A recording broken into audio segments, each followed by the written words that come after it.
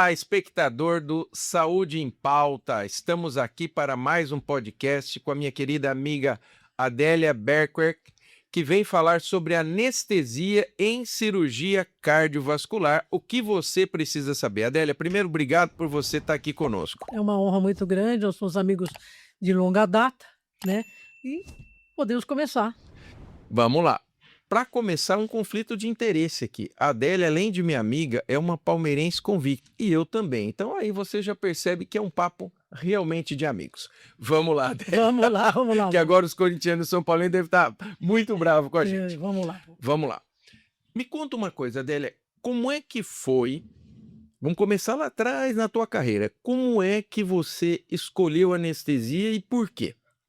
Bom, eu escolhi a anestesia que há muitos anos atrás, como vocês podem ver no seu som de Giovanota, havia uma revista chamada Realidade. E era o nome da revista. E nessa revista chamada Realidade, tinha um artigo que falava: eles lutam contra a dor. E aquilo me chamou a atenção. Tá. Eu achei aquilo muito interessante, porque antigamente os pacientes tinham muita dor nos pós-operatórios, não só da cirurgia cardíaca, quanto das outras também. E aquilo me interessou. E eu fui me aprofundando no tema. Foi assim que eu me interessei por anestesia. E você já entrou na faculdade querendo fazer anestesia ou escolheu anestesia ao longo do curso? Não, quando eu entrei, Tá. eu pensava em fazer alguma coisa clínica, até uma cardiologia clínica que me interessava muito, que meu pai era cardiopata, um cardiopata grave. Na época não se operava nada. Aí o que eu fiz? Eu fui indo e nesse inteirinho foi que eu li esse artigo e comecei a me interessar. E o meu professor também de anestesia, ele era esplêndido, era, né, muito bom. E aí eu comecei a me interessar e fui tocando a vida. E Você fez medicina onde? Eu fiz medicina no interior do Rio de Janeiro, em Vassouras. Hoje ela é considerada a melhor do estado do Rio, né? Tá. E foi lá que eu fiz a minha graduação, mas a residência eu já fiz em São Paulo, né? E foi assim. E quem que foi esse professor de anestesia? Agora vamos dar nome no boi. Não, Agora tem que lógico. falar o nome do cara, porque Sim. ele exerceu a primeira grande influência na sua escolha. Quem exerceu foi o meu professor, foi no Rio de Janeiro, foi do professor Moura. Tá. E aqui em São Paulo, quando eu vim para São Paulo, como eu já gostava de cardiologia, tinha o cardiologista do meu pai, eu fui me influenciando. E aí quem foi o meu chefe realmente foi o Dr. Roberto Caputo. Bom, você aprendeu com o pai do negócio, né? Não, realmente Vamos não tem combinar pra que ninguém. agora você tirou o zap, né?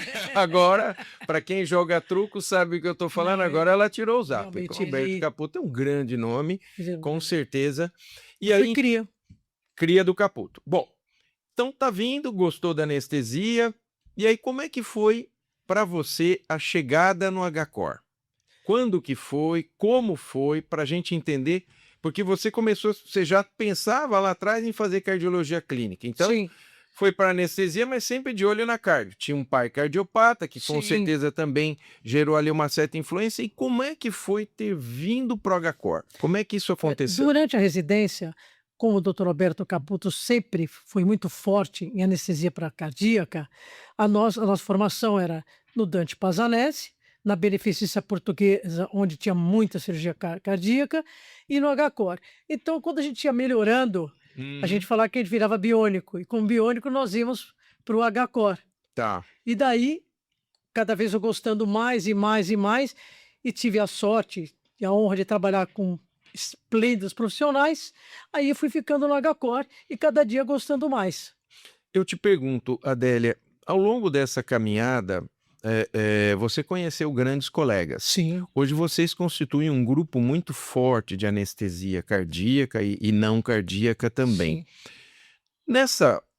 Como é que é organizar um grupo de anestesia? Hoje você é chefe de um grupo. Como é que é conviver no dia a dia com diferentes personalidades trabalhando em anestesia? Qual é o segredo de conseguir conviver e, mais do que conviver, agregar? Porque hoje você sabe que o chefe não é só... Ele tem que ser uma pessoa que congrega, né? Ele sabe agregar. Como é que é Durante isso? muito tempo eu dirigi um grupo tradicional de São Paulo, e depois, por N fatores, houve uma mudança de grupo, de sociedade, e agora eu estou participando de uma outra sociedade, Uhum. né, com colegas que fazem anestesia geral e anestesia cardíaca. Agora, voltando à sua pergunta, Volpe, o que acontece é o seguinte: logo que começa, a gente já vê quem gosta, quem não gosta, aquele cara que não tem hora para sair, não tem hora para entrar, que é um cara que desde a residência ele te acompanha, é um cara batuta, é um cara que realmente ele sabe os tempos da cirurgia, Sim, que ele estuda, ele pratica, entendeu? Aí sim, esse agrega, esse vai.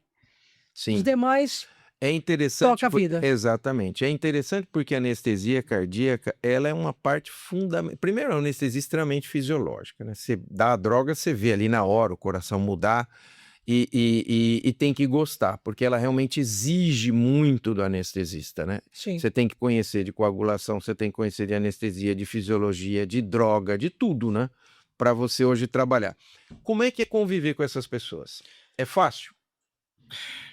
É como viver com qualquer ser humano. Tá, Alguns são fáceis, outros são praticamente impossível. tá. Os que são impossíveis a gente explica que não é o perfil do grupo, que não Entendi. atinge o que a gente quer, que não agrada ao paciente, que não acolhe o doente, que não tem ligação com o cirurgião. Esse não dá certo. O que que você tem hoje como a principal filosofia do grupo de anestesia que você trabalha? Se você pudesse resumir numa frase, qual é a frase que define o seu grupo de anestesia?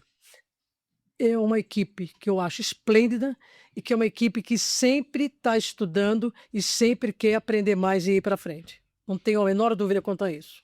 Você acha que nesses últimos anos, o que que você viu de evolução na anestesia cardíaca? A evolução foi uma coisa brutal. Tá, Eu tenho 42 anos de formado. Então, no começo, era praticamente uma batalha campal. tá. Era muito difícil, independente da destreza do cirurgião. E o que acontece é o seguinte: a cirurgia cardíaca é como se fosse uma corrente, não pode ter nenhum elo fraco. Então, Sim, o clínico tem que ser bom, quando o paciente faz o cateterismo tem que ser bom, em comum acordo, o cirurgião combina com o anestesista, combina com o perfusionista, tem que ser coeso o grupo. tá. A UTI tem que ser forte, senão a coisa não anda. É, se um elo realmente, É acho que esse fraco, exemplo, não pronto. vai, não A dá. corrente sempre arrebenta ali, Arrebenta né? um pedaço. Num Então, pedaço. então, às vezes, se é um caso um pouco mais complexo, o cirurgião conversa conosco antes, a gente traça um mapa do que se vai fazer, chega ao denominador comum, né, como se Uhum. fosse um hard team, e aí a gente faz. Tá. Você, em termos de droga anestésica, o que que você viu de evolução ao longo de tudo Ah, isso? praticamente só ficou adrenalina, o Tá, resto mudou tudo. tudo. Nós tínhamos drogas que davam muito problema, dava choque, dava queda de pressão, hipotensão, outros que o paciente você coralizava, ou seja, o paciente não se mexe mais, mas depois também ele não revertia, e hoje em dia não. Hoje em dia a anestesia cardíaca eu considero uma das mais seguras. Tá, isso é importante para você que está nos Indubitavelmente é ouvindo. uma das mais seguras, porque o paciente já passou no clínico, o paciente já passou no cirurgião, o paciente teve uma visita pré-anestésica, todas as drogas estão ali, os hospitais são sempre de primeira linha, ele está monitorizado, totalmente monitorizado, a parte de oxigenação dele está toda na nossa mão, quer dizer, é uma das mais seguras. As pessoas têm uma ideia completamente equivocada, Exatamente, isso é entendeu? muito importante para você que está nos ouvindo. A anestesia hoje é uma coisa extremamente segura, porque você tem todos os mecanismos de Todos, monitorização. todos, todos, Tudo na todos, tua mão e todos. drogas hoje muito mais eficazes e com menos efeitos Não colaterais, né, tenha Adélia? dúvida, não tenha dúvida. E a própria formação do cirurgião que faz cardíaca, no mínimo, após faculdade, uns 10 anos. São, hoje em dia, 5 de residência, e se ele tiver muita destreza, mais 5 anos, no mínimo 10. Então, quer dizer, são profissionais totalmente preparados para isso. Na anestesia, a gente faz 3 anos, depois nós fazemos uma pós, como eu fiz, para anestesia em cirurgia cardíaca. Certo. É, isso é importante porque Mas é seguro, existe um nível de extremamente segura. diferenciação muito grande, né, Adélia? Sim, O que eu vejo muito é que vocês têm anestesistas com diferentes momentos da formação e alguns sim, mais novos que acompanham sempre os mais sim. velhos para irem pegando mão. O que você está vendo de diferença nesta nova geração de anestesistas que está chegando para fazerem a maturação com vocês? O que acontece é o seguinte, hoje em dia tem muitos protocolos que Sim, foram feitos por pessoas mais velhas. sim. A parte de sangue, agora tem um tal de PBM, É, que a gente Patient Blood Management, exatamente, exatamente. que a gente praticamente não está passando sangue no paciente, muito raramente, entendeu? Apesar de estar sendo seguro o sangue, os bancos de sangue são seguros, pelo menos nos hospitais que a gente trabalha, porém, isso já mudou muito. A extubação precoce, que a gente chama de fast track, que em média 6 horas após o paciente já está extubado. Nós Sim. temos uma analgesia que a gente pode fazer. Alguns colegas optam por uma bomba de analgesia, outros colegas optam por um bloqueio, então não tem mais aquela dor. A parte de intubação do paciente, que virou um mito por causa da Covid, são coisas completamente diferentes. A nossa intubação, ela é feita com material que não machuca o paciente. Logo que ele começa ao despertar, no despertar suave, tem fisioterapeutas ao lado, tem clínicos ao lado, tiram, ele nem nota que ele foi entubado. Entendeu? Uhum. Então é isso. Então a gente considera o fast track até 6 horas. Mudou muito. Antigamente era uma sonda importada, uma sonda de Rush alemã, aquele irritava. Hoje é completamente diferente. Aquelas dificuldades que tinham para entubar, hoje também não tem mais. A gente tem vídeo. Hoje a coisa mudou O vídeo é sensacional, né? mudou tudo. Nós temos Meu Deus também, do céu. nós temos o NIRS, que se for fazer uma carótida, alguns cirurgiões cardiovasculares fazem a carótida, você pode olhar e você vê se um lado ou outro do cérebro, como é que está. Entendeu? Você consegue interpretar. Nós temos o BIS, que vê se está dando muito anestésico, pouco anestésico, se aprofundou, se não aprofundou. Durante o processo de perfusão, também a gente liga e vê como é que está a parte de capnografia, de CO2 do paciente, de oxigênio, ou seja, o paciente está na nossa mão. O cirurgião está ali, tranquilo, operando, certo? E a gente está olhando, ele está totalmente monitorizado. Eu volto a falar. Hoje em dia eu considero uma das anestesias Tá. mais seguras disparado. E qual o papel que você, como anestesista, vê da tromboelastografia na cirurgia cardíaca? Só traduzindo para você que está nos ouvindo, é uma avaliação bem pormenorizada da cascata de coagulação para aquele paciente que tem um sangramento mesmo depois que a gente reverte a heparina, né, Sim, Adélia? hoje alguns colegas em tromboelastogramas fazem um pré Uhum. e depois um pós, quando sai de perfusão e quando reverte a heparina. Isso daí nos dá um norte. E esse norte, como nós temos muita coisa sintética, como muitos produtos sintéticos, a gente consegue ajeitar essa cascata, Sim, indo entendeu? Vou diretamente naquele diretamente ponto, em vez de dar não é aquilo, não, por conta indiscriminadamente daquilo, como não, era a gente já antigamente, sabe, né? a gente já sabe exatamente aonde está, O qual é o problema, né? fator que está prejudicando a coagulação. E a gente dá e tudo fica tranquilo. É importantíssimo. Para anestesia, qual foi o impacto do PBM, do Patient Blood Management? Interfere, claro que para o doente a gente sabe de maneira, mas para anestesia especificamente, você vê grande diferença entre o doente que foi transfundido e o que não foi? Não, eu vejo. Eu Tá. vejo se o que não foi transfundido, o índice de inflamação dele é menor, Menor, né? é bem menor, entendeu? E assim, por mais que a gente saiba ver o sangue, o sangue olhe, sempre é um sangue. E não é igual passar uma bolsa, 2 bolsas, não é. Não é igual. Então, assim, essa parte que a gente diminuiu é outra coisa. O paciente, ele fica melhor muito mais rapidamente. Ele A gente recupera fala muito mais, mais recupera rápido. muito mais fácil, Volpe, muito mais fácil. Outra coisa que eu também vi como uma grande E evolução, também Adélia, ajudou as pessoas que têm como crença, são testemunhas de Jeová, as quais nós temos que respeitar, como qualquer sim, crença, isso nos ajudou muito, porque agora muito. pode usar o Cell Saver também, Exato, salvar a célula exato. vermelha e Exato, e depois também, com esse trombo, a gente consegue resolver e é um problema a menos. sim. Adélia, me fala uma coisa. Vamos voltar lá na tua carreira e vamos andando um pouquinho. Você citou o professor Alberto Caputo, mas com certeza, ao longo desse período, que outros professores trouxeram para você uma influência que você acha que foram determinantes para chegar na Adélia de hoje? É, pois é. É porque assim, a gente teve, como eu falei, o professor Alberto Caputo, depois a gente foi seguindo alguns cirurgiões, fomos Uhum. fazendo congresso, fomos fazendo pós, então foi uma somatória, não teve um específico, entendeu? Tá. Foi a soma de A soma todos de vários eles. profissionais. Então, ó, você aproveita uma coisa boa daqui, uma coisa não tão boa dali, e aí você vai formando a sua formação, né. Eu pergunto, Adélia, que grande alegria e que grande tristeza você já experimentou na anestesia? Conta pra gente. Algum caso assim que te deu uma enorme Que grande satisfação? heresia, eu te digo agora, tem uma paciente que ela Hum. fez um transplante cardíaco, Tá, chamada Patrícia, e desde que ela nasceu ela tinha um problema congênito. tá. E foi indo, foram tratando, uma cirurgia, 2, enfim. Quando ela já era adulta, já era casada inclusive, deu certo, ela já estava na UTI, do hospital que eu trabalho, e aí chegou o coração para fazer. E eu lembro que foi no dia do aniversário dela, e Olha isso. ela chegou assim, caquética, pele e osso, de óculos, e eu brinquei com ela, e falei: "Vai dar tudo certo, realmente a gente está preparado". E ela falou: "Não, eu tenho certeza, porque eu tenho muita esperança, muita fé". E ela falou: "Ai, quando se eu ficar boa, quando eu ficar boa, eu vou trazer um bolo para você". E eu brinquei, falei: "Ah, todo mundo diz que traz um bolo, uma coisa, brincadeira".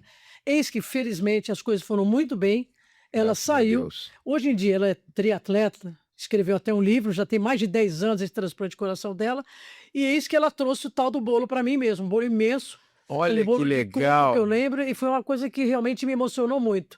Isso emocionou muito, e outra coisa que também me emocionou muito foi uma criança congênita, cuja mãe era catadora de reciclável, Meu Deus, era olha isso, que era história bonita. catadora de reciclável, e a criança foi operada, tal, e ela tinha mais filhos, né, e a criança saiu e ela trouxe um bis, não é um pacote, um bis embrulhado de presente para cada um da equipe que tratou da filha dela, entre médicos, entre Eu colaboradores. tenho certeza É que como foi se esse você foi o tivesse dado bis um mais caso. gostoso que você Não, foi já comeu na foi sua vida. foi. Que bacana, que Isso coisa realmente que foram toca a coisas. gente, né? É isso que o dia que eu não gostar mais, eu largo a medicina, que daí não dá mais. Olha, eu conheço a Adélia e ela realmente é uma profissional exemplar. Adélia, me conta, como a gente sabe, a medicina dói, Dói. dói. Ela é bonita, ela é bacana, ela é legal, ela tem tudo isso, mas a medicina dói. É. E que é o que eu sempre falo. E particularmente quando você mexe com alta complexidade, não é para quem gosta, é para quem aguenta. Porque tem que ter uma reserva emocional, porque às vezes, como a gente estava discutindo um pouquinho antes de começar, tem tudo para ir bem e vai mal. E tem Acontece. outros que tem tudo para ir mal e vai bem. E a gente fica assim, meu Deus, o que é que aconteceu? Sim. Você não precisa contar o nome do santo, mas conta a história. O que que mais te marcou, assim, que você fala, meu, não é possível do ponto de vista negativo, assim, que te causou Também eu uma lembro, dor? também lembro. Vamos lá. A gente brinca e diz que todo médico tem um paciente no guarda-roupa, quando a gente abre a porta, o cara fala: "Lembra de mim, doutor?". Ah, É. essa é uma. Lembra de mim, doutor? "Lembra de mim, doutor?". Então, a gente sai de casa querendo fazer o melhor possível para o paciente, que a gente Sim, parece que não. As pessoas falam que o médico é acostumado com a morte. Não, o médico é acostumado com a vida. com a A vida, gente sai de casa para ajudar. Ninguém claro. sai de casa para fazer uma coisa não legal. Foi uma senhora também, já que tem tua área cardíaca, e a senhora era uma freira e foi fazer uma revascularização, e ela, antes de ir disso, ela falou: "Fique tranquila, minha filha. Vocês já fizeram tudo que vocês tinham para fazer, e se eu me encontrar com Deus, não há problema". E todo mundo ficou meio ressabiado, porque quando o paciente tem essa conversa, a gente não gosta. É, "É, eu não credo nas brujas, mas que ela sai". Então, exatamente. aí tudo bem, ela foi operada, foi bem, foi para UTI, foi bem, foi para o quarto, foi bem. Quando ela estava saindo no saguão, ela fibrilou, parou e morreu. Meu Deus, que loucura. Exato. Ela falou: "Eu não vou sair". E a gente falou: "Não, não existe isso". A cirurgia transcorreu bem, pós-operatório bem, no quarto Tudo bem, bem. estava de alta, a outra freira, outra irmã foi buscá-la com a malinha, chegou no saguão, ela fibrilou, morreu e não saiu com nada. Ninguém sabe. Então, Até hoje nós ficamos assim. estupefatos, né? É, Você sabe que eu me lembro, e eu cheguei a conversar com ele aqui, foi uma das últimas entrevistas que ele deu em vida, o professor Enio Buffalo, que você conhece muito muito, um bem. grande cirurgião. E o professor Enio falava uma coisa, que ele dizia o seguinte: eu só converso com a família depois da protamina. porque ele já tinha tido experiências. Eu também já tive. Agora, final do ano passado, Eu já tive. operei uma dissecção aguda de aorta. Troquei a aorta ascendente, o arco aórtico e pus uma endoprótese por dentro. A cirurgia ficou linda. Ainda pus uma ponte de safena, Sim, que eu tirei do tubo. pancadinha. Cirurgia ficou linda. Sabe aquela que você olha e fala assim, meu Deus, que coisa maravilhosa. Foi fazer a protamina, o cara fez uma hipotensão. Eu já tive. É assim, daquelas que você fala, meu Deus, e não recuperou o tônus vascular e morreu. Assim, cirurgia feita. Então, assim, É outro fato muito ruim que acontecia É. comigo também, foi também num quadro, o paciente era uma senhora de 60 e poucos anos, tal, também foi para transplante, os filhos médicos na sala. Aí sai de bomba, quer dizer, sai da perfusão, tirou, o coração começou a bater, a coisa mais linda, a droga. Ok, olha para um lado, olha para o outro, deu aquela estufada. Não sei, no more. no more. Não aconteceu nada, tudo em ordem, tudo certo. Saiu batendo assim, sem droga, sem nada. A De filha se repente- emocionou, chorou, agradeceu, foi, queria até abraçar o cirurgião assim. E todo mundo Feliz. feliz, eram umas 2, 3 da manhã e o VD não bateu mais. O ventrículo direito não bateu mais. É.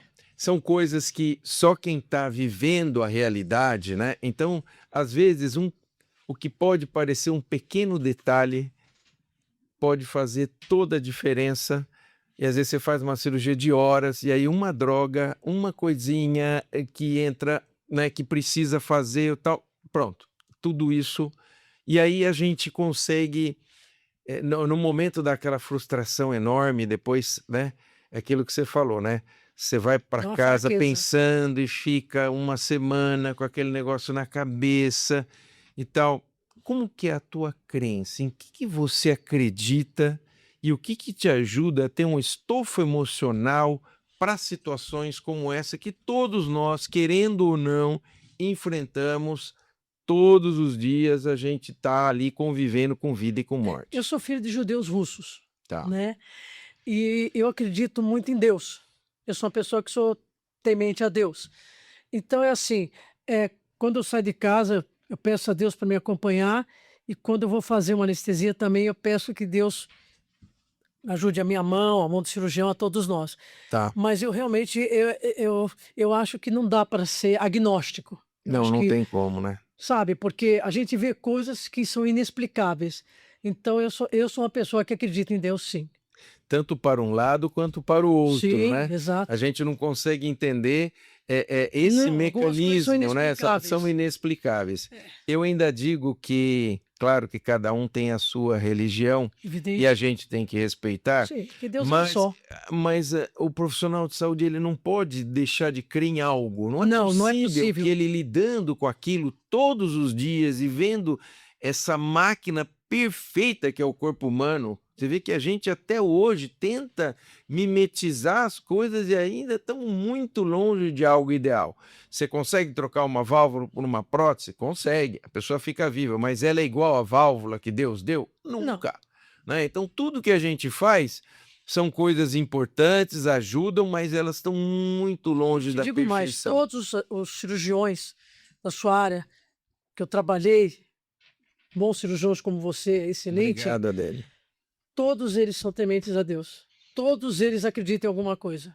E Todos, todos. porque eu acho Existe que algum momento que vocês param e baixam a cabeça, vocês não estão só pensando, vocês estão pedindo que alguma coisa também ajude vocês a iluminar. Exatamente. Porque não é possível. Exatamente. Todos, sem exceção. Exatamente. Eu Sabe? acho que essa conexão Baixam a cabeça. e tem que pedir, e tem que ter a humildade de chegar e falar, olha, até aqui eu fui, daqui para frente só uma intercessão realmente superior para que as coisas andem, né?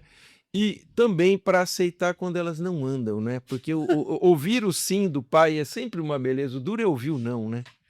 Porque aquele troço dói na gente e dar a notícia também não é algo que seja fácil, porque é um familiar, é aquela dor, é uma situação aguda, porque a cirurgia, o sujeito entra conversando, né, gente? Na maioria das Então a vezes. gente vê muita coisa. A gente vê muita coisa. Você acha que ao ver todas essas coisas, isso de alguma forma te deixou mais dura? Olha, não diria mais dura. Você absorve o impacto, você sente, você apenas não demonstra. Mas quando Tá. você vai para casa, que você deita na cama, que você relê muita coisa, você fala que você não precisa ter. Sim. Entendeu? Muita coisa você não precisa ter. Você não precisa ter um Bentley, sabe? Você não precisa fazer um tour pela Europa. Você Uhum. vê as famílias entregando o bem mais querido, que é um ente dele, nas tuas mãos, entendeu? Então não adianta você jesuir milionaire e seu filho ter uma doença incurável. Não adianta. Isso não adianta nada. Não adianta nada. Eu Verdade. vejo isso todos os dias. Tive uma cena que aconteceu comigo, eu trabalhei, fui preceptora da Santa Casa há 7 anos, e numa das noites que eu estava lá, chegou um rapaz de origem oriental, não sei se era japonês, coreano, enfim, ele tinha sido assaltado ali na Amaral Gurgel, não sei se ele reagiu ou não reagiu, que seja. E entraram os melhores cirurgiões gerais, tal, enfim, não conseguiu, ele veio a óbito pelo tiro. Aí o cirurgião foi dar notícia para o pai, eu lembro como se fosse hoje. O pai falou assim: "Eu não acredito", e desmaiou no mesmo momento. Aquilo ali acabou o nosso plantão, assim, umas 3, 4 meses acabou o nosso plantão, É entendeu? muito difícil. Não, menino de 18 anos, Não tem o que você falar para um pai desse. estava saindo da Eu faculdade. eu tinha um amigo que agora infelizmente faleceu, mas que eu queria muito bem, e ele aconteceu com ele um fato muito triste. A filha estava numa pizzaria com os amigos e entrou um assaltante. Assaltou, pegou tudo que ele queria e foi embora. Então, E, não contente em fazer o assalto, ele, a hora que saiu, deu um tiro. E, por azar, o tiro pegou na filha dele, matou. que matou a menina. Muito bem. Não era a única filha, mas era uma filha do cara. Isso é Bom, que nem dedo da mão. ele ficou transtornado. Passado um bom tempo, um dia ele vira para mim e fala assim: Volpi, não tem um dia que eu não pense na minha filha. Não tem um único dia E morreu que junto. ela não passe, morre um pedaço grande. E aí eu naquele afã, eu falei assim: "Não, eu te entendo". Ele falou: "Não.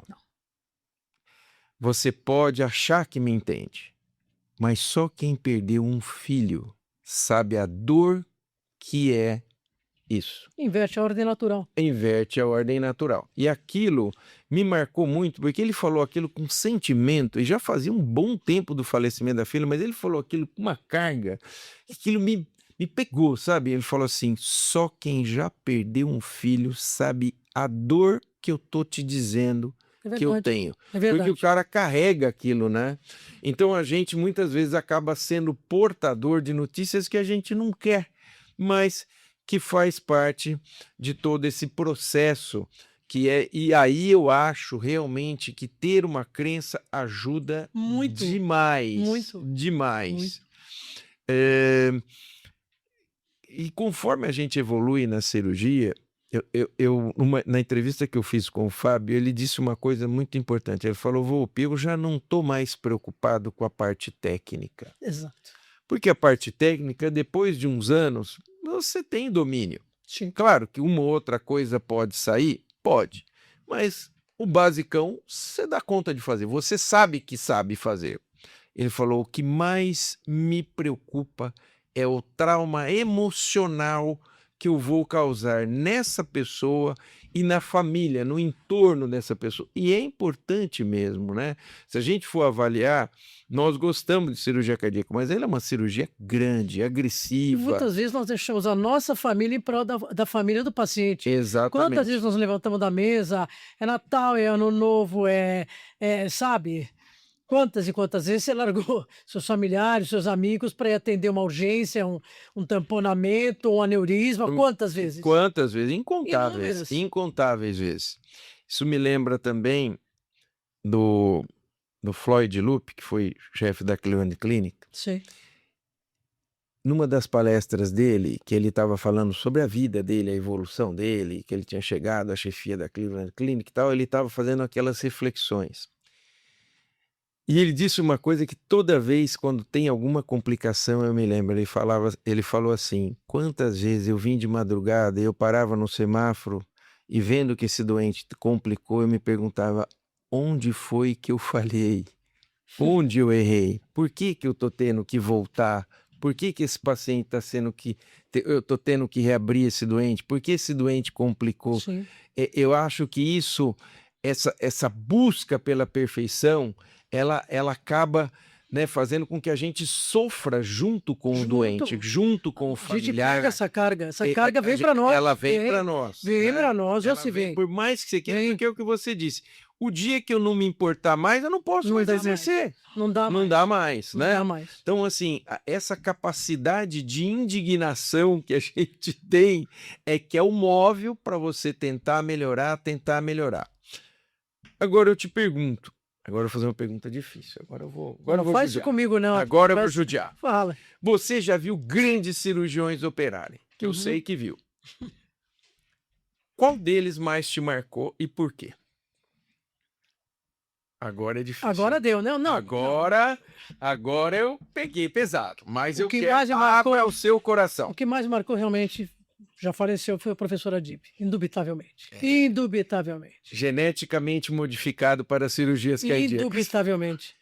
Me conta que aspectos dele mais te chamaram a atenção. Vamos lá. O que me chamou a atenção é o seguinte: se houvesse uma falha de alguém do grupo, da equipe, não podia mentir. Você podia acontecer uma coisa, você tinha que falar a verdade, aí ele ia ver como que nós poderíamos resolver a situação. E outra coisa, ele tinha uma coisa chamada bom senso. O que eu digo que é bom senso? Bom senso é assim, não adianta você falar, não, eu vou fazer mais uma ponte e ele não sair de bomba. Então ele optava por, de fazer 3, ok, sai de bomba, deixa o paciente vivo, e a outra vamos ver no segundo tempo se nós vamos para um cateterismo, se nós vamos tratar clinicamente. Uhum. Ele tinha uma aula especial, entendeu? Ele tinha uma aula especial, não, isso veio assim, que nem um vem loiro, um vem moreno, ele veio assim. Era uma inteligência privilegiada. Sim. Privilegiada. Ele era muitos desvio padrão fora da média, né? Muitos. Quem conheceu o Dr. qualquer assunto, é impressionante. Em tudo. Engraçado, ele não era né? só bom na cirurgia, ele era bom em tudo. Realmente, esse tirocínio, ele era um cara vivaz, né? Um sujeito interessante de você ver e um raciocínio. Que era muito engraçado, que tinha um jogador de futebol chamado Mirandinha. Ele falava dos colegas quando estava no começo, você parece o Mirandinha, rapaz, você corre com a bola, chega no gol, você não sabe o que você vai fazer com a bola, entendeu? E era engraçado que se o residente que estava perto dele fosse um R1, ele falava, esse vai virar cirurgião, esse não vai. Eu não sei como ele sabia aquilo, mas era isso que acontecia.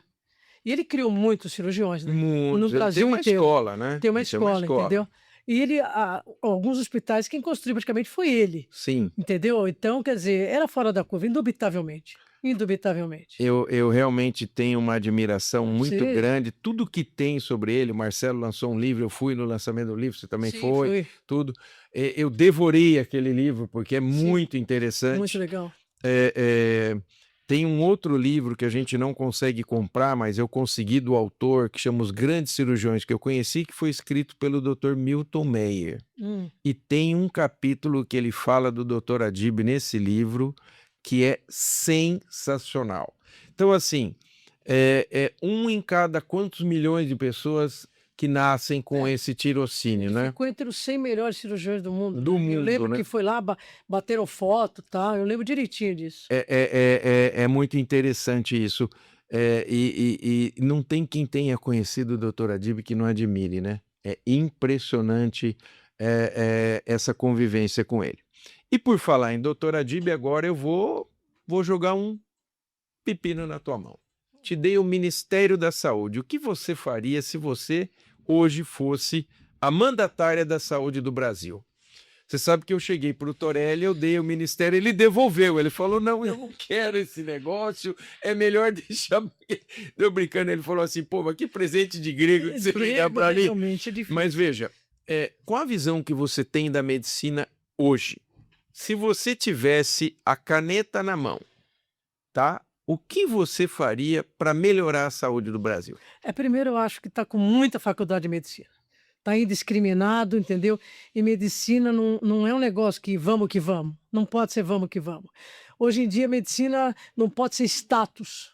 Sim, Medicina tem que ser alguém que, assim, que põe a mão no doente, que não tenha nojinho, que não tenha que falar, não, mas às 7 horas eu paro. Medicina é um sacerdócio. Na minha religião, eu falo que quando a pessoa é médica, que quando nasce, Deus pôs a mão e falou: você veio ao mundo para ajudar. tá. Não é para fazer bonito, entendeu? Ah, não, eu sou médico. Ah, meu filho é médico. Não, não, não. Isso não é roupinha de grife. Então, eu acho que muita faculdade de medicina, isso a população vai sentir, porque vai cair a qualidade, indubitavelmente vai cair, Sim, entendeu? A nossa credibilidade. Infelizmente, temos colegas hoje em dia que, assim, estratosfera, não sei o quê, coisas que a gente sabe que não existe. E às vezes deixa de tratar um paciente oncológico porque fica tratando com bobagens. E o paciente oncológico podia ser tratado e podia curar, não cura, porque ficou perdendo tempo perdendo com tempo com com bobagem, perfumaria. com perfumaria. Eu, primeiro, faria isso. Tá. Segundo, eu acho o seguinte: que as pessoas contribuem para o SUS, se você for pensar, alguns hospitais de primeira linha começaram a administrar hospitais públicos, como melhorou. Sim, Melhorou, assim, assustadoramente. Existem hospitais que são administrados que são iguais ou melhores que muitos privados. sem Então, dúvida. quer dizer, eu acho que são administrados pessoas que queiram fazer, que realmente tenham amor naquilo. Eu não sou contra a pessoa ganhar dinheiro, em hipótese alguma. Eu acho que quem faz tem que ganhar e ganhar bem. Ganhar regiamente, ganhar bem sim. Entendeu? Mas os valores inverteram, Sim, tá? Então, o que eu vejo é isso. Eu acho que deveria pôr pessoas administrando em alguns lugares do SUS, porque se você pensar o tanto que você já pagou para o SUS e o tanto que você não usou, você faz sim, qualquer convênio, sem dúvida. entendeu? Eu não sou contra o SUS, não é isso. Vão fazer SUS, mas vão administrar direito. Pede muito dinheiro, sabe? Parece uma torneira vazando. Sim, Se você deixa alguns hospitais privados tomando conta de alguns hospitais públicos, a coisa deslancha. Você vê, você tem um hospital como do estado, como o Dante Pazzanese, que é uma referência, saem excelentes cirurgiões de lá. sem dúvida. É uma escola. É uma escola um hospital que, se precisar operar lá, eu vou. Entendeu? Se virar paciente, não há problema nenhum. Tá. É isso que eu acho, administrações bem feitas, pessoas sérias. Sim. Uma coisa que eu também tenho visto, e talvez seja a E opinião, diminuir as faculdades de medicina, que tá diminuir demais. as faculdades Tá de medicina. demais, tá demais, Sem tá dúvida. demais, tá demais. O que eu acho que seria uma peneira boa, já, é que a faculdade teria que ter um hospital-escola. Ah, Você isso é já mandatório. Então, porque o que eu vejo é que está havendo um descasamento entre o volume de faculdades e o volume de hospitais. E, na verdade, o hospital-escola ele tem um outro viés, que é o viés de ensino. Sim, É diferente de um hospital privado que não está ligado ao ensino e que faz uma adaptação. Não é a mesma coisa. não é igual. Não é. Não, tem Não é. Então, a primeira coisa, já faria uma boa triagem, é o seguinte: você tem hospital próprio? Não. Não tem, então a gente não vai te credenciar. Não serve. Não serve. Porque senão você vai ficar, termina o sexto ano jogando gente no mercado e esse cara vai ficar procurando canto e muitas vezes ele vai fazer a formação dele num hospital que não está voltado ao ensino. Não tá Ele pode voltado. até ser um bom hospital para prestação de Sim, serviço, mas não é para ensino. Exato. Ele precisa de um tutor, ele precisa de alguém que de um professor. acompanhe. Exatamente, de gente que Alguém esteja que com ele. cobre ele.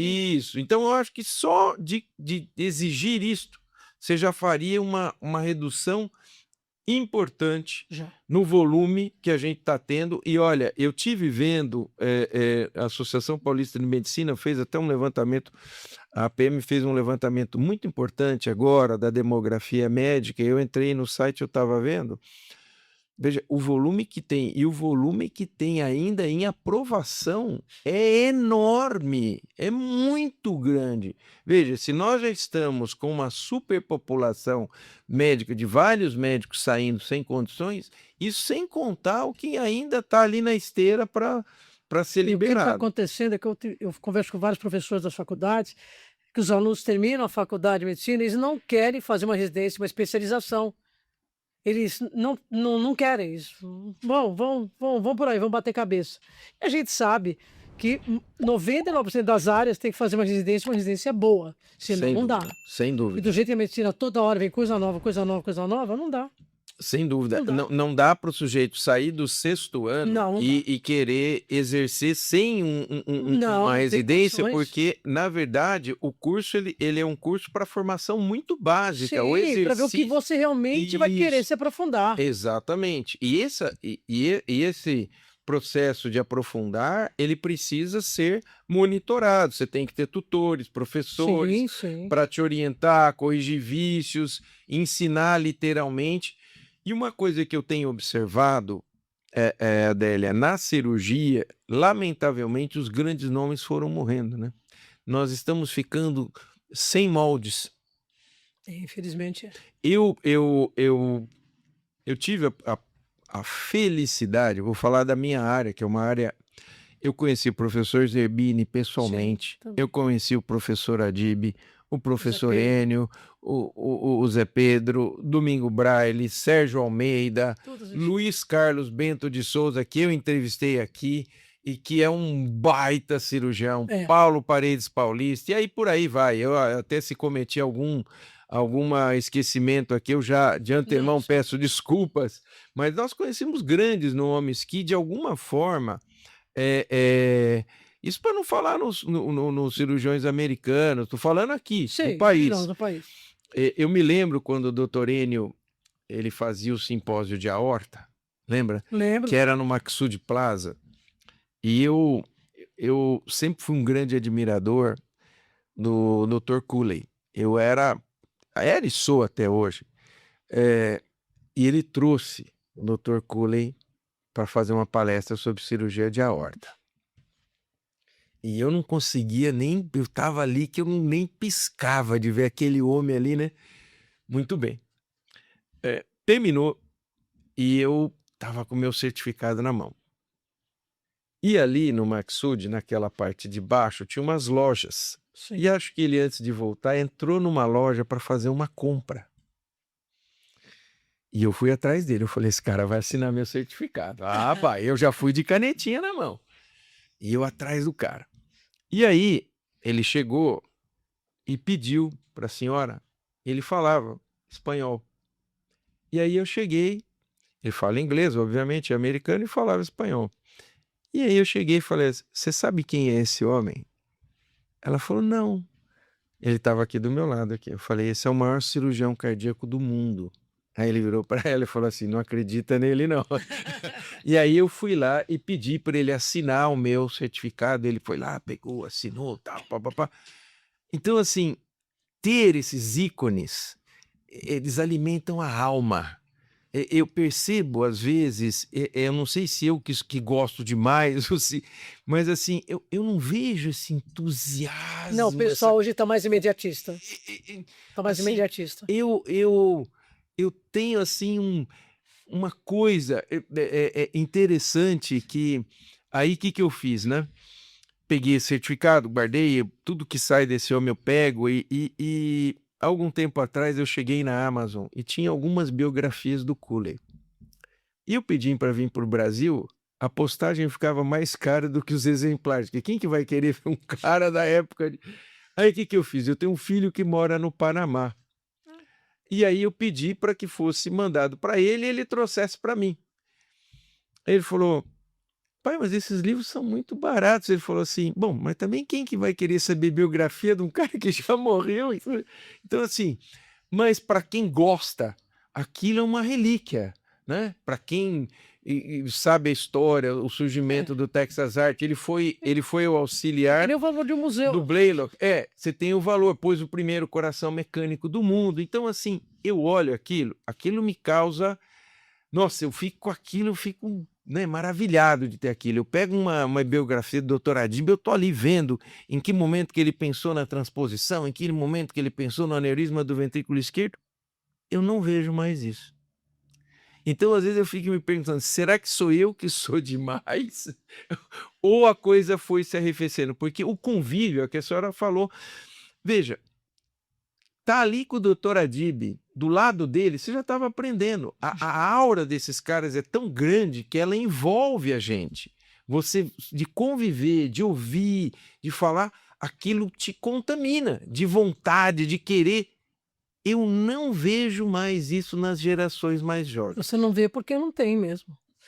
Eu entendo que eles querem ter uma qualidade de vida boa, que querem viver, que querem passear, que querem surfar, eu entendo tudo, mas eles estão muito imediatistas, eles não têm mais aquele push, aquela pegada, não tem mais essa pegada, não tem mais aquele tutano, não tem não.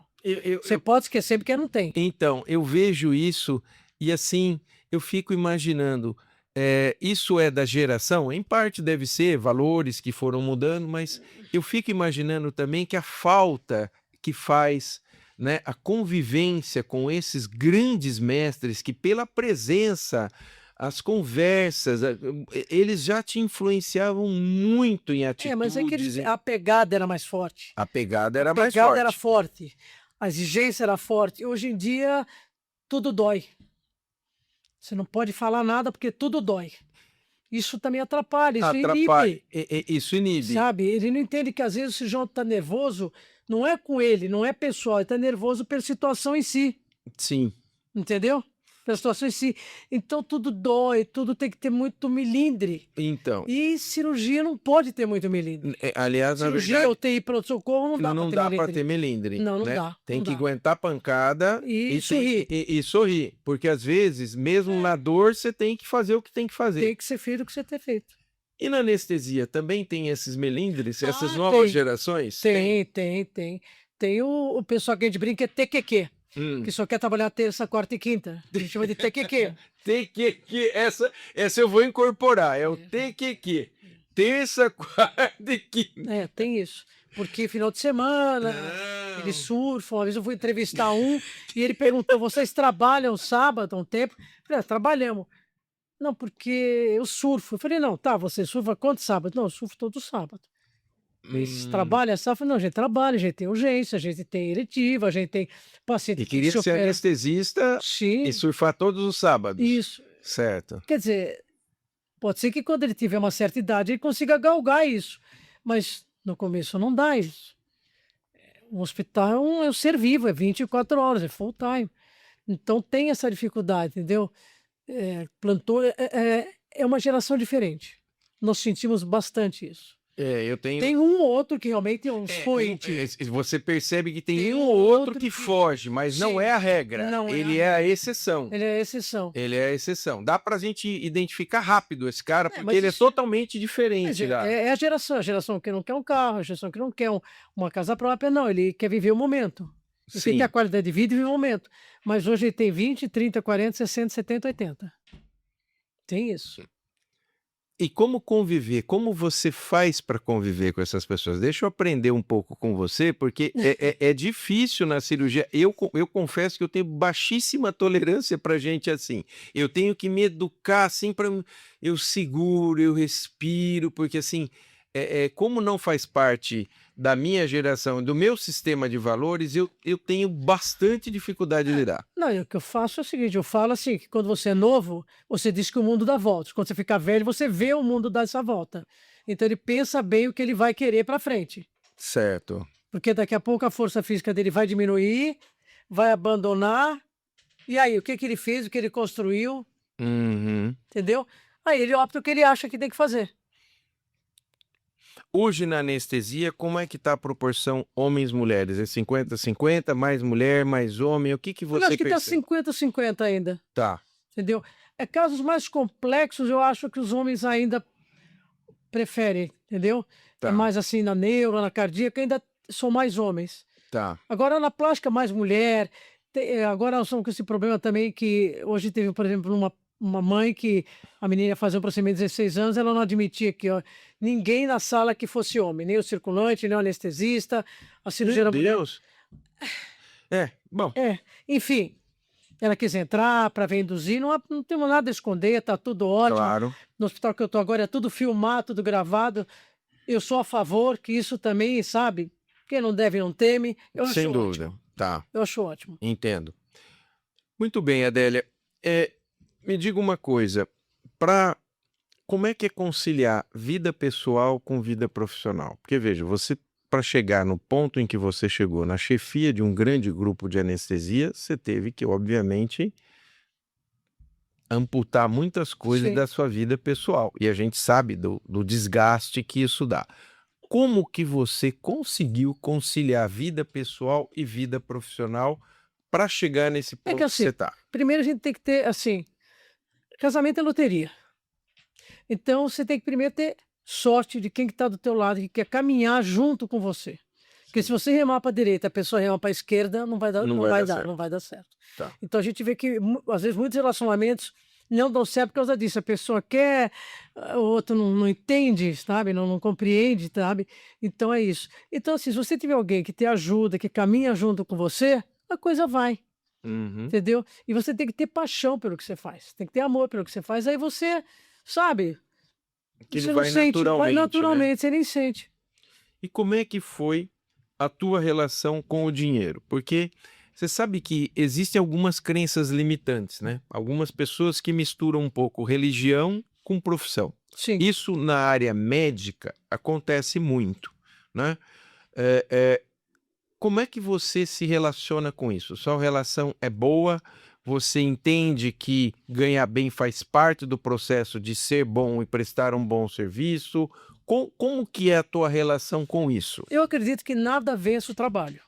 Essa é uma Nada vence o frase trabalho. essa é uma frase que vem dos nossos mestres, né? É, nada vence o trabalho. Eu acho que é uma consequência, entendeu? É uma consequência. É como o nosso organismo, se vo de um modo geral. Se você tem uma vida regrada com seus 50, 60 anos, a tendência é você estar bem. Uhum, Agora, se quando você tem 30, vem todo dia balada, é droga, é não sei o quê, aos 50 você está um ancião, tá. entendeu? Então eu vejo assim, você vai trabalhando e você, consequentemente, a coisa vai indo. Como é que você faz a tua atualização? Que congressos você gosta de frequentar? O que que você faz para se manter atualizado? Atualizado faz o seguinte, muita coisa eu faço online, porque daí eu vou direto, Na faço nos fonte, congressos, né? tá, E o resto eu prefiro fazer online, que daí eu vou direto no que está me interessando. tá, E quem eu sei que também é merece. fidedigno, Tá. entendeu? É aquele cara que fala, olha, eu tive um problema, ou eu tive um acidente, porque aquele cara que fala que 100% deu certo, para mim eu já nem leio. É, porque aí não Não adianta. adianta. É assim que eu me atualizo, entendeu? No mundo, quem tem a melhor anestesia do mundo hoje em dia? Que país você diria assim que é um modelo na prestação de serviços anestésicos? É aquilo, né? Eu acho que assim, como em anestesia de urgência, de trauma, é Israel. Tá. Então, Eles urgência têm Israel. eles têm um negócio que é uma coisa, levanta assim, numa uma sala, vira uma sala vermelha na hora, Tá, entendeu. Agora como tecnologia, não tem jeito nos Estados Unidos, né. tá. Como tecnologia, como protocolo, como entendeu, Estados Unidos. Em que ponto do ranking está a anestesia brasileira? Nós temos uma boa anestesia no Brasil, de maneira geral? Olha, o Brasil São Paulo não é Brasil. Sim, São São Paulo Paulo não é é um Brasil. ele tá muito acima do restante, Exato. mas assim, no geral, como você ranquearia o Brasil? Eu ranquearia mais por estados. Tá, não Assim, tem São como fazer Paulo um e combo, né. Sul tá muito bem. Sim. Agora, Aí eu você diria pega de sudeste, né. o Sudeste, Sudeste e sul. Sudeste, Sul, Sudeste desemparelha. Tá. E também tem outra coisa, se você está no hospital em que não te dá condições, não te dá medicamento, não te dá aparelhagem, não te dá nada, você não consegue fazer nada. Porque na verdade o anestesista ele depende muito da estrutura hospitalar, né. Depende muito da estrutura hospitalar. Tá. Se ele não tiver o material de primeira, se ele não tiver tudo direito, ele não consegue trabalhar. É que nem com você. Se eu te der uma tesoura que não corta, um fio de terceira linha, você não consegue. Não consegue. Havia uma época, teve um tubo que botaram em um determinado hospital que sangrava tudo, não era pela sutura, era pelos poros do tubo. Ele suava Ele sangue, né. suava sangue. Aí não adianta. Pode ser o Messias, não vai fazer nada. Isso está muito linkado. E o tipo de profissional também que o anestesista pega. Se é um Uhum. profissional que está atualizado, um profissional sério, entendeu? Se é um franco atirador, muda. É o que eu falo, São Paulo para baixo é diferente a medicina. Sim. É diferente. A gente acaba Totalmente tendo uma diferente. estrutura Não é hospitalar. bairrismo, não é Não, não, bairrismo. veja, nós estamos constatando um fato. Aí, É. ao constatar um fato, não quer dizer que você está nem contente nem triste, é um Eu fato. queria que fosse unânime. Por Tá. mim, eu queria de Iapoca a Chuí tudo igual, mas não é assim. Nós vimos isso na Covid. Sim. Na Covid, que ninguém sabia nada, ainda não se sabe muita coisa disso sem passar, verdade, né? continuamos, Mas né? foi muito diferente, Sim, muito diferente, muito, muito diferente. muito diferente. Aí caiu, né? Aí caiu, né? O pano caiu. Na maioria dos serviços americanos, o chefe de UTI é um anestesista, Sim, né? sim. Você concorda com isso? E Olha, por quê? pela formação deles eu concordo sim.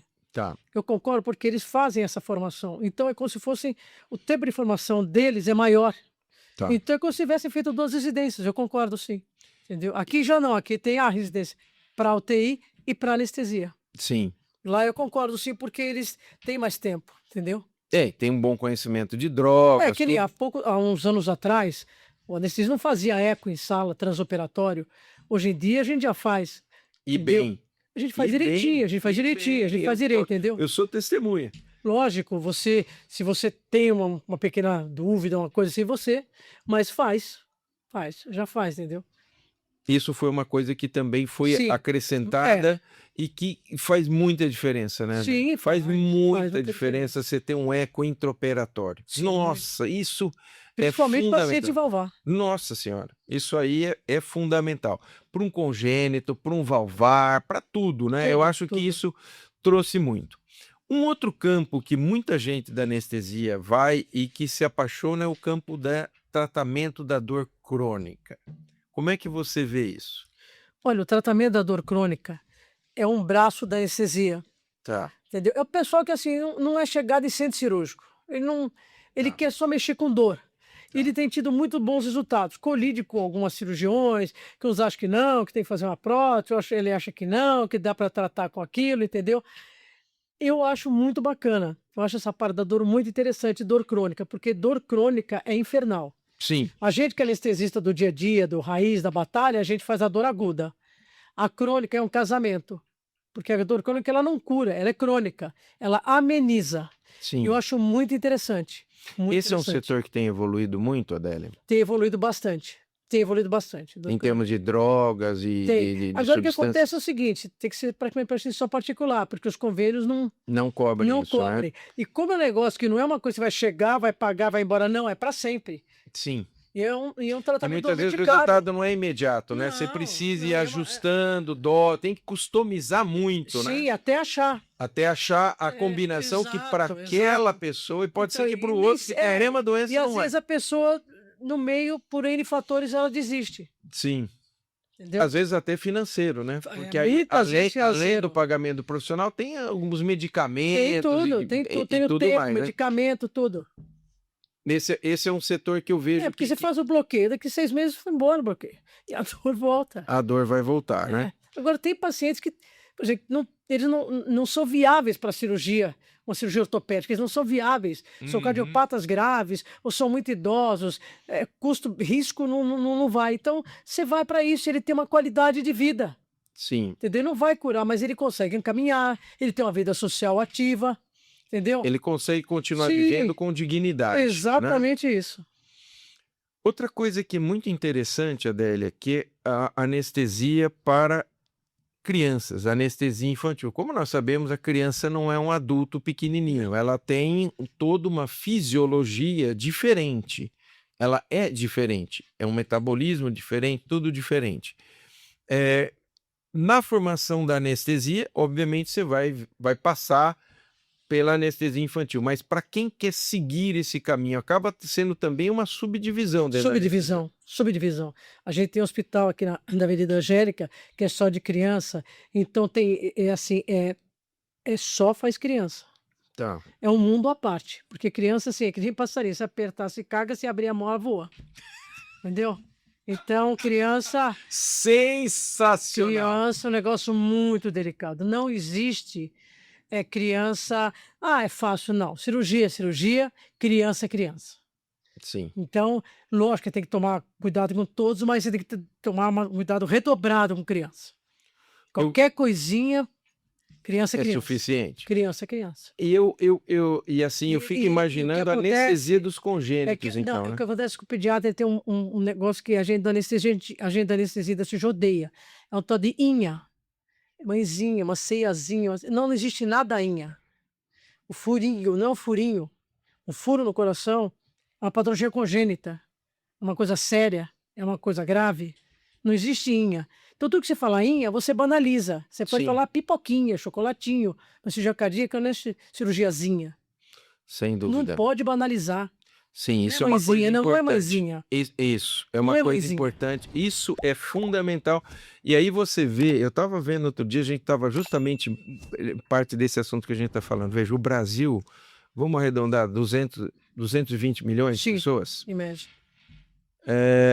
Não é para Pega banalizar. os centros de congênita que fazem congênitas de alta complexidade no Brasil. Dá os dedos das duas E mãos sobra dedo. num país desse tamanho, né? Então, assim, para ter ideia do nível E de muitas vezes faz a complexidade, né? primeira cirurgia, tá ótimo. Só que isso é a primeira etapa de É, várias. exato. É o primeiro estágio que ainda vai ter vários estágios, né? Sem contar também que agora nós estamos tendo aqueles adultos operados de Sim, congênita que sim. agora voltam, que virou Voltam. uma nova especialidade Sim, dentro da sim, sim, cirurgia sim, cardíaca, sim, né? sim, sim. Que é cuidar dos adultos que fizeram um reparo congênito e que agora vão precisar Exatamente. mexer de novo. É um desafio. Para você que já tem bastante estrada, qual é a patologia que te mais se preocupa quando você vai fazer anestesia? Pediátrico ou adulto? Pode ser Do adulto? o adulto depois da criança. Em cardíaca? Em cardíaca. Vamos para Em nossa. adulto é a mitral. Jura? Em adulto é a tal da é a plastia mitral e a troca mitral. Eu acho válvula mais difícil do que a revascularização. Tecnicamente mais difícil. Quando sai, depois de um tempo, às vezes precisa de um marca-passo, uma droga, ele bloqueia. Sim. Sai uma beleza. E Chega mais na o plegia, mitral que o voltei. aórtico. Muito mais. É impressionante. Interessante essa. Olha que legal. E no congênito, qual é Ah, no aquele? UOD, né? Hipoplasia de ventrículo. Esse aí já. Isso é luta. É uma luta, é uma luta, é uma luta. Olha, já foi pior, tá indo bem melhor. Hipoplasia, tá bem melhor. Outra coisa que eu achei que ficou muito bom, que há uns anos atrás, ninguém punha criança em ECMO, hoje em dia eles estão pondo a criança em ECMO e tá tendo bons resultados depois. Muita criança tá saindo, tá indo para sua casa, para o papai, para a mamãe. A ECMO realmente acrescentou muito, mas Muito. particularmente no congênito ela foi muito Foi importante, porque divisor ela dá de essa águas. janela Foi um aqui. divisor para o coração descansar Isso, e e se adaptar a recuperar. uma nova Exato. realidade. Porque fica tentando, sai não, bota em ECMO e pronto. E sai, é uma beleza. Olha que interessante. Você Muito vê que bonito de se ver. evolução foi isso, Uma né? evolução brutal. Me conta uma coisa, como é que foi para vocês, anestesistas, o período Covid? Medonho. Medonho. Eu gosto da dela porque ela é cirúrgica. Medonho. Foi medonho. O que você mais viu nesse período e o que chamou mais atenção e o que exigiu mais Aconteceu um negócio anestesia? muito chato. O que aconteceu na anestesia é o seguinte: a gente sempre foi. Você foi uns experts em entubar, mas nem todo mundo é fácil de entubar. Ninguém sabia nada, ninguém sabia mais ou menos como manipular. Não, vamos comprar ventilador. Não adianta, é uma coisa você me dá um helicóptero, eu não vou tirar ele do chão, eu não sei mexer no helicóptero. E não vou aprender agora, em 2 dias. Sim, Entendeu? Então o problema não estava ali no ventilador, tem que saber manipular. sim. Tem que saber manipular, Tá. entendeu? Então o que aconteceu foi o seguinte, e muitas vezes a gente tentava entubar o doente, a gente não tinha uma dificuldade e você daí tinha que abortar a missão. E era muito rápido que o paciente afundava, deteriorava. E a gente não sabia no começo, é melhor entubar? É melhor não entubar? Até quando esperar? Entendeu? Então, e cada organismo respondeu de E hoje, um modo muito... com tudo que você aprendeu, entuba logo ou não? Hoje a gente entuba. Entuba e depois vamos ver o que nós vamos fazer.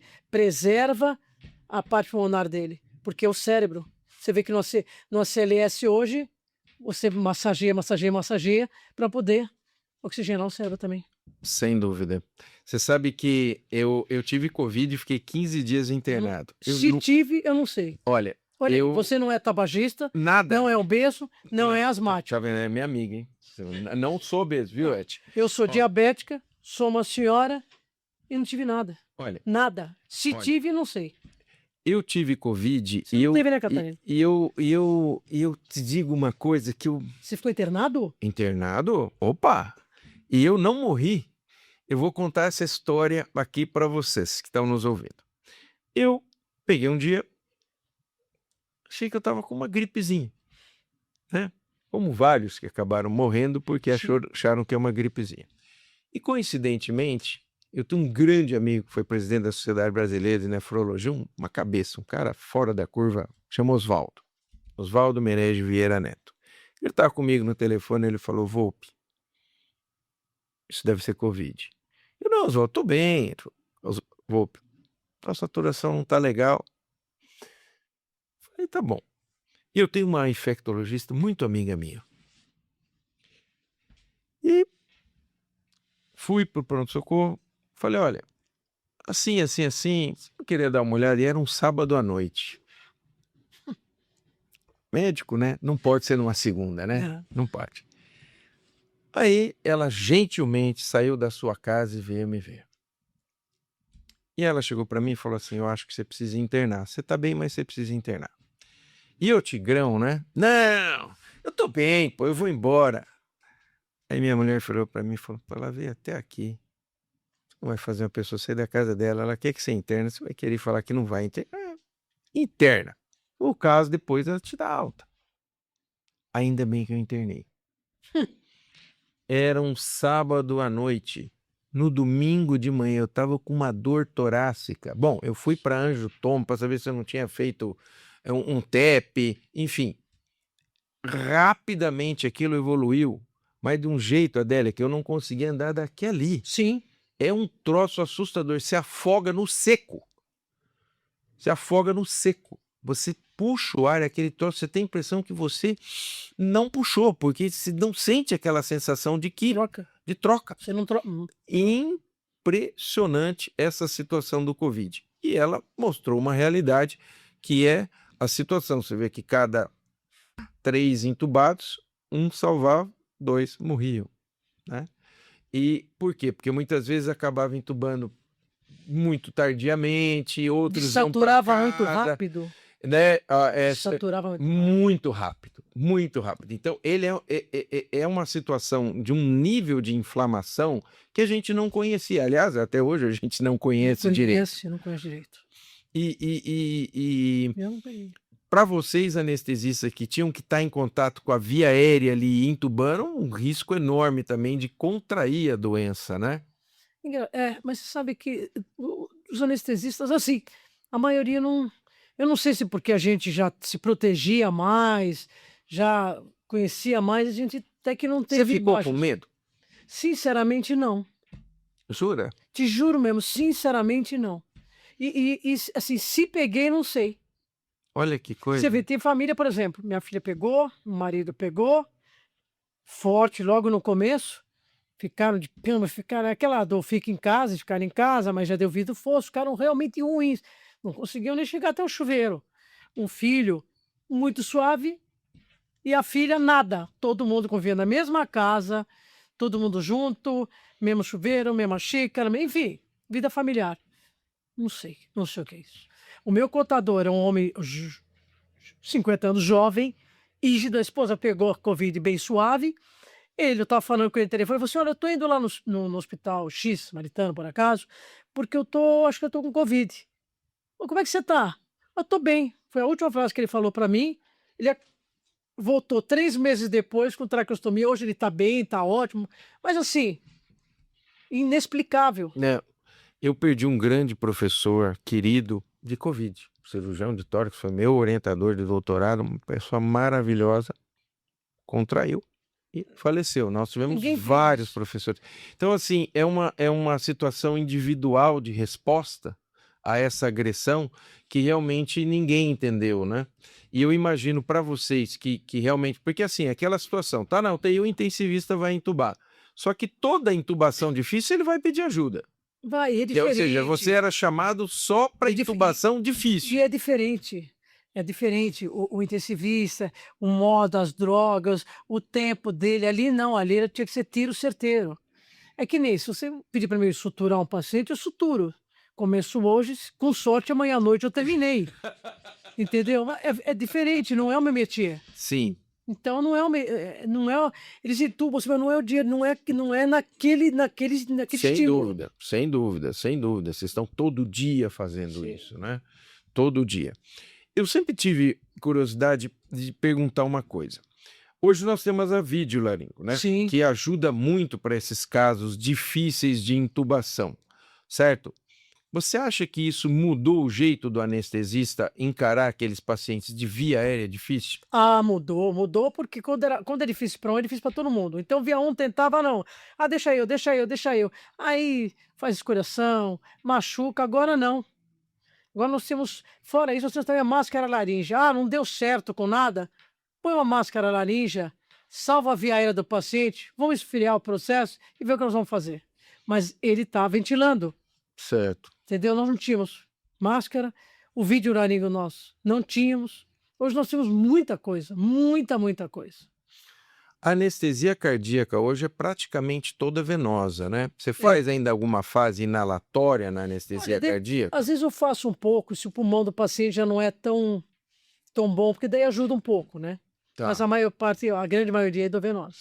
Qual foi a grande evolução em termos de droga para anestesia cardíaca? Se você tivesse que me apontar uma ou duas drogas que você acha assim que foram divisores de água para ter uma anestesia tão mais segura hoje do que era antes.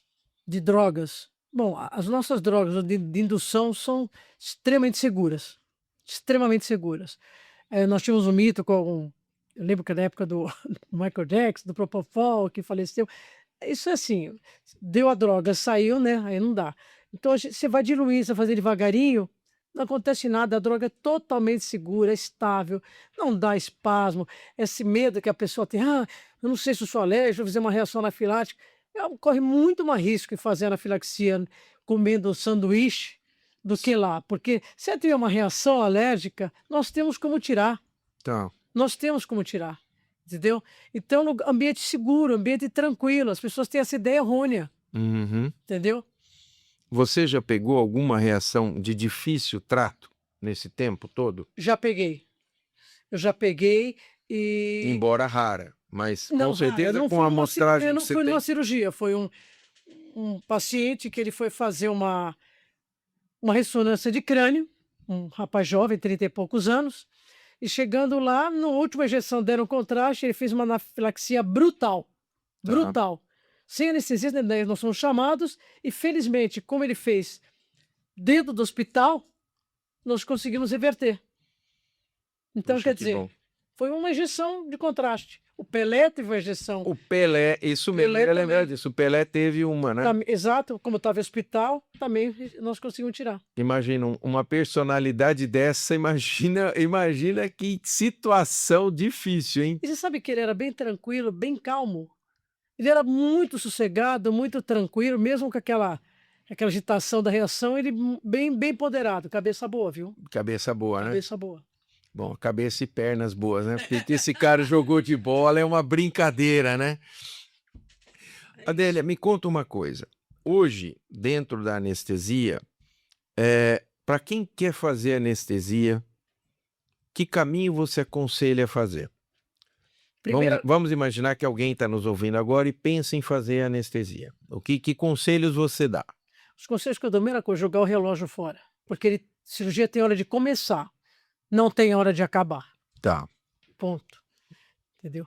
Outra coisa, estudar, prestar atenção no que os outros falam, não menosprezar tá, e pedir ajuda. Se não sabe o que o paciente tenha, não tenha nenhuma ideia mirabolante. Ele não é diferente. Oxigena e chama alguém. tá, É essa que eu dou, o conselho que eu dou. tá. Entendeu? A gente brincava quando eu estava na Santa Casa, falava: não matarás o doente. Você não sabe o que ele tem, ventila o doente. Não matarás, ventilarás E chama, até chegar alguém. exato, chama alguém. Tá, Não tem problema nenhum. A prioridade é o paciente, não é o seu ego. tá, Não, pode ser que você não está conseguindo, outro chega e faz na hora. Ótimo, graças a Deus. tá. Entendeu? Isso é E importantíssimo. com o tempo você vai adquirir expertise para fazer. Sim, chama alguém. E se você está inseguro, chama alguém. Se você não se sente confortável, chama alguém. Você não sabe o que fazer, pergunta o que você faria, Tá. entendeu? Então é um Use os exercício de livros e as humildade e experiências. as experiências Sim, os adquiridas. 2 e não menospreze. Tá. Escuta o que estão falando, escuta. Primeiro, Deus deu 2 orelhas e uma boca, escuta mais do que você fala.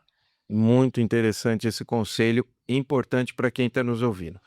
Adélia, qual a importância do pré-anestésico? Pois Vamos ir lá. Porque nós estamos falando anestesia e tal, agora vamos falar um pouquinho do pré-anestésico. Qual a importância dele? Como você enxerga o pré-anestésico? pré-anestésico é uma coisa, assim, engraçada, porque dificilmente, mais ou menos na tua área, a gente vai suspender uma cirurgia, dificilmente, só se o paciente tiver alguma coisa muito grave, um quadro gripal, um quadro infeccioso, a gente não vai suspender, mas o que acontece? A gente vai lá e tira as dúvidas, a gente conhece o paciente, vê se vai haver alguma dificuldade de tubação, de pegar a veia, de grau de ansiedade do paciente, Você já dá entendeu? uma Já manjada dá, no exato. geral, né? E o paciente vê a gente, tira aquelas dúvidas, que às vezes a gente fala, ele fala: "Eu tenho vergonha de perguntar", mas pergunta, pergunta, a vida é dele, tem direito de perguntar: "Ah, quantas horas vai demorar? Eu vou para onde? O senhor já fez isso? Será que", entendeu? Ele é leigo, ele está botando a vida dele na mão da gente. Então ele Sem tem dúvida. direito de perguntar tudo que ele quiser, quantas vezes ele quiser. E às vezes, assim, o cara tem 50 anos, a mãe tem 75, mas é o filhinho dela. Sem dúvida. Então a gente vê a face de aflição da mãe e sempre eu paro e pergunto: A senhora tem alguma dúvida?", entendeu? E eles falam: "Olha, cuida bem do meu filho", ainda brinco e falo: "Só cuido quando pede, quando não pede eu não cuido", eu brinco, né. Quando não pede, eu Não, não, daí eu não cuido, só quando pede. Quer dizer, mas essa é boa. para ela o filhinho pode ter neto, mas é o filhinho dela, Sem dúvida. entendeu? Então eu sempre pergunto: "O senhor tem alguma dúvida?", o filho que é mais jovem tá ali, sabe, ele quer dar uma de sabe tudo, mas ele tá nervoso, é o pai dele, é a mãe dele, então eu falo: "Você tem dúvida, filho? Pode perguntar". Você acha que meu pai, e qual é a porcentagem?". Porcentagem é uma coisa subjetiva, 1%. Se você for ser 1%, Ponto. Para ponto. você é Pra 100. você é 100. E outra coisa também acho que é importante para ver a questão da alergia, né? Se é alérgico a alguma coisa, se não é. Normalmente, a gente a alergia, ela antigamente fazia esse teste, né. Ela não Uhum. é ela é qualitativa, ela não é quantitativa. Tanto faz se fizer 1 ml ou 10, ela vai fazer reação, Ela vai fazer reação. entendeu. Mas é o que eu falo, nós temos como reverter essa reação, Sim. entendeu. Nós temos em âmbito hospitalar, a gente já está preparadíssimo para isso. Eu te pergunto, você gosta do bloqueio costal para essas cirurgias de tórax? Daquele que faz Sei. bloqueio espinhal? Você acha que funciona? É Olha, bom? Muda? funciona umas 6 horas, Tá, depois não vejo grandes mudanças. Aí que tá eu tô falando, tem os colegas que optam por uma analgesia sistêmica e colegas que optam pelo, entendeu. E volto a te falar, aí depende de onde você tá, de tá. como Ou a a UTI cultura em si. vai tocar, Tá, entendeu. entendi. Para os bloqueios, tipo bloqueio regional, Sim. RAQs, PERES, hoje em dia tem qual é a porcentagem de utilização disso? Usa-se muito? Em que situações? Na cardíaca? Não, não na cardíaca. Não, Cirurgia. usa-se bastante, sim. Tem Tá, muita combinagem, por exemplo, faz um bloqueio para analgesia. Então o paciente vai se submeter a uma cirurgia oncológica, então depois ele vai ter dor. Então a gente faz um bloqueio analgésico e faz uma geral junto, tá, entendeu? Para ele ter um conforto depois, tá. entendeu? Ele vai operar, vai dar uma prótese de joelho, então a gente faz alguma coisa para depois ter um conforto analgésico depois. Porque depois se ele tiver dor, ele não vai cooperar, esquece. Sim, com dor ninguém consegue cooperar, Ninguém né, consegue. Adélia? Ninguém consegue Não. cooperar. E na tua área que tem que fazer fisioterapia, entendeu? Aí o cara respira fundo, tosse com dor, ele não vai aguentar. Sem dúvida, Então a gente ele faz não uma vai analgesia conseguir. sistêmica, ele melhora, ele consegue, e daí automaticamente vai mais rápido a recuperação dele. O que que você aprendeu sendo chefe de um grupo de anestesia cardíaca? O que que isso trouxe para você, que você fala assim: "Olha, se eu não tivesse chegado nesse ponto, isso aqui talvez eu não tivesse a visão que eu tenho hoje"? O que ser chefe para você trouxe de aprendizado para a Adélia de hoje? Olha, como responsável pelo grupo que eu pertenci quase 40 anos, o que eu aprendi foi o seguinte: É como todo lugar, tem o pessoal que toca o piano, que carrega o piano e que só ouve o piano. Tem o pessoal que ele vai junto com você e tem o pessoal que é paralelo a você. Tá. Entendeu? Que é o pessoal que segue o governo, não sou contra. Pode ser o que for, ele é contra. Entendeu? E aqueles que estão com você, você tem que cevar, ajudá-los e ir junto com eles, entendeu? E se houver algum problema, você tem que dar sua cara a tapa para defendê-los. Foi isso que eu aprendi. Isso é importante porque essa é a visão do chefe, né? Ele tem que, de alguma forma, Sim, representar o grupo dele, né? sim. E Inclusive tem alguns diante. que não dá para defender. Sim, Não dá, não dá, não dá, não dá. Não dá. Tem alguns que você sabe que não vai dar bom. tá. E muitas vezes tem que conviver, né? Tem que conviver. E aí tem que conviver, tem que saber isso aí. Em relação à administração do hospital, ser chefe é fácil? É bom?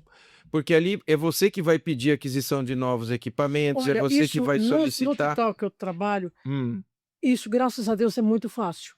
tá. Entendeu? Porque eles fazem questão de, principalmente na tua área, de ser ponta. Então, se tem uma coisa que você explica o motivo e o que você quer, sim, sim. Não, se eu falar para você que falta alguma coisa para mim na anestesia onde eu trabalho, é mentira. Tem tudo, tudo, tudo, tudo que eu quero. Tudo, tudo, tudo, tudo. Tem tudo de primeira, tudo certinho, tudo organizado. Não posso falar, não. Que bom ouvir isso de você, Adélia. É um Eu lugar gostoso de trabalhar. gostoso de trabalhar. Você pretende ficar na ativa quanto tempo?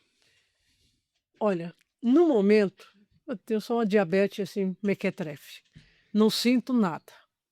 Então eu vou tocando a vida, é uma coisa que me é prazerosa, como eu volto a falar, que eu gosto.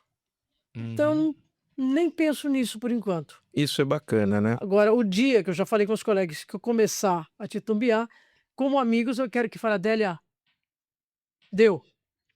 E a Adélia deu. É isso. Entendi. Mas é interessante que quando a gente faz o que a gente gosta, a gente não sente isso como E trabalho, também né? eu fui criada assim, meu pai só parou de trabalhar quando morreu. Então, assim, eu fui criada assim, vamos trabalhar, vamos para frente, vamos. Porque você vai ficar em casa fazendo o quê? Assistindo Netflix esperando a morte chegar? Não, Não tem não, sentido, né? não tem sentido. Você E, tem que se atualizar. e por falar nisso, o que você gosta de fazer sem ser medicina? Me fala algum hobby, algo que você Leitura, curte. O leitura. que você gosta de ler? Ah, eu gosto de ler suspense, eu gosto de ler romances, não romance, eu gosto de ler bons livros. Bons livros eu gosto de ler. Tem algum autor específico? Não, eu gostei eu gostei muito do Mao, um livro, Foi o Último Bailarino da China, que eu achei muito bonito, Uhum. muito interessante. Também gosto de Crime e Castigo de Dostoiévski. Bom, Crime e Castigo, vamos combinar que é um Então, clássico, né? mas eu Meu gosto Deus do muito céu. de ler, gosto muito de ler. Tá, É um hobby meu é ler, o que eu gosto também é de praia, considero como hobby, adoro viajar, adoro praia, isso é bom. é isso. E música? O que você curte de música? E eu sou ruim de música, viu? Você não gosta de música? Eu gosto, mas eu não Não sou, dá muita bola. não dou bola pra música, é engraçado, né? Engraçado, música não, se tiver eu gosto mais da música mais calma, música que tenha letra. Odeio funk, odeio, entendeu? Música que tenha letra, que traga alguma mensagem, é isso. Muito legal. Qual foi a honraria que você recebeu que mais te impressionou? Você deve ter recebido prêmios, algumas Sim. coisas. Me conta aqui aquilo que te deixou mais feliz, que fala assim, puxa, olha, isso aqui me tocou. Ixi, deixa eu ver o que me tocou. Agora você pergunta outra coisa que no momento eu não tô lembrando. Daqui a pouco vem. É, Fica tranquila. Eh, Nessa trajetória toda que você teve de sucesso, você com certeza tem amigos, e desses amigos, quem que você citaria aqui que foi sempre seu parceiro, assim, que você fala: "Eu tenho muitos amigos, parceiros, mas esse aqui é um parceiraço de profissão", de especialidade? na especialidade. Agora eu te espremi de novo, né, porque agora vai ter que dar um nome, né. Eu tô espremendo tanto a Adélia que se eu chamar ela de novo para vir aqui, ela não vem mais, né. Nunca mais. E com certeza a gente tem Quem sim era meu parceiraço era o Walter, o Walter, o Valtinho, que infelizmente nos deixou. tá. Parceiraço. É, Ele realmente. já tem anestesiou para você algumas vezes? Sim, eu me lembro Até dele. pra tua faculdade, eu acho. Sim, formado em Ribeirão Infelizmente ele Preto. deixou. Formado em Ribeirão Preto, um cara muito legal também. Eu gostava muito dele. Infelizmente. São daquelas fatalidades que a gente, né? Exato. Adélia, olha, eu quero muito te agradecer essa entrevista. Você trouxe informações maravilhosas. Eu sou um grande admirador do teu trabalho. Eu tenho certeza que quem nos ouviu aprendeu muitas, muitas, muitas coisas. Deixa só uma mensagem para quem pensa em fazer anestesia e quer fazer anestesia para cirurgias de alta complexidade. Dedicação, estudo e amor. Dedicação, estudo, amor e E fé. fé. São 4 palavras: dedicação, amor, estudo e fé. Estivemos aqui com a Adélia falando sobre anestesia, anestesia em cirurgia cardíaca, anestesia para grandes procedimentos. Eu dei até o Ministério da Saúde para ela, então foi muito bom esse papo. Eu aprendi, tenho certeza que você também aprendeu, e não se esqueça, o Saúde em Pauta é o seu encontro semanal com a saúde e nós esperamos você.